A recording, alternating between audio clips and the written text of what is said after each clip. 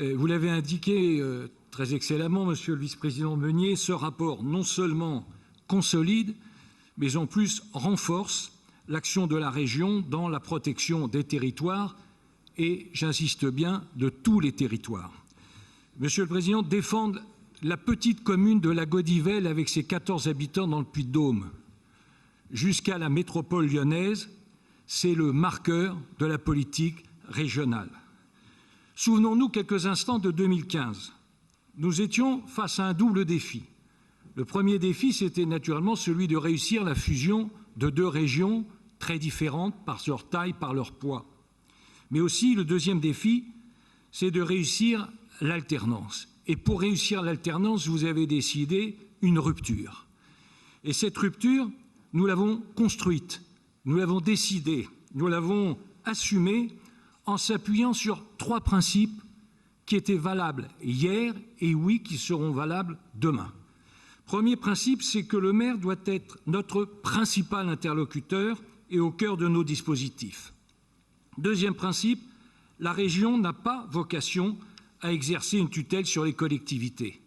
Troisième principe, les dispositifs doivent être construits de façon à être simples, Yannick Lucot l'a dit, souples, rapides et accessibles, et oui, effectivement, sans critères et sans filtres. Sans critères, parce que nous avons fait le choix de faire confiance aux maires et à ses conseils, à leurs conseils municipaux. Et sans filtre, je pense bien sûr aux pays, aux syndicats mixtes ou encore aux associations qui, pour beaucoup, pas pour toutes, mais pour beaucoup, ne faisaient en fait qu'alourdir les démarches et reculer l'aboutissement des projets du territoire. Les contrats ambition région, les bonus ruralité, les bonus bourg-centre que nous avons imaginés, dessinés, construits, ont permis de couvrir l'intégralité des territoires, et quelle que soit la taille. Et surtout, il y a une vérité qui peut-être déplaît à l'opposition dans cette Assemblée, mais c'est qu'il n'y a eu aucun perdant sur les 6 années du précédent mandat dans cette nouvelle politique d'aménagement du territoire. Et oui, c'est plus de 9000 projets qui ont été accompagnés et développés. Monsieur le Président, nos concitoyens ont réaffirmé et renouvelé de manière éclatante leur confiance lors des dernières échéances. Et vous avez donc décidé d'impulser, avec Philippe Meunier, une nouvelle étape plus forte, plus profonde, plus importante, pour répondre aux besoins pressants des communes, là où le désengagement de l'État continue malheureusement sur sa lancée.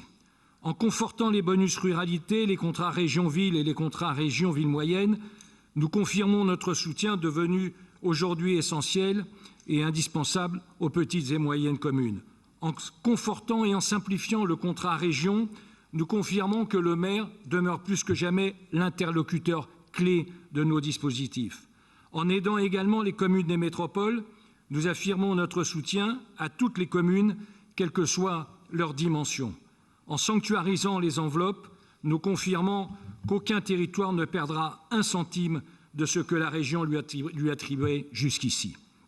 C'est donc pour encourager et soutenir cette démarche ambitieuse, pour faire plaisir à M. Beau, claire et efficace, que le groupe LR, des Verts droite, société civile et apparentée, votera pour ce rapport.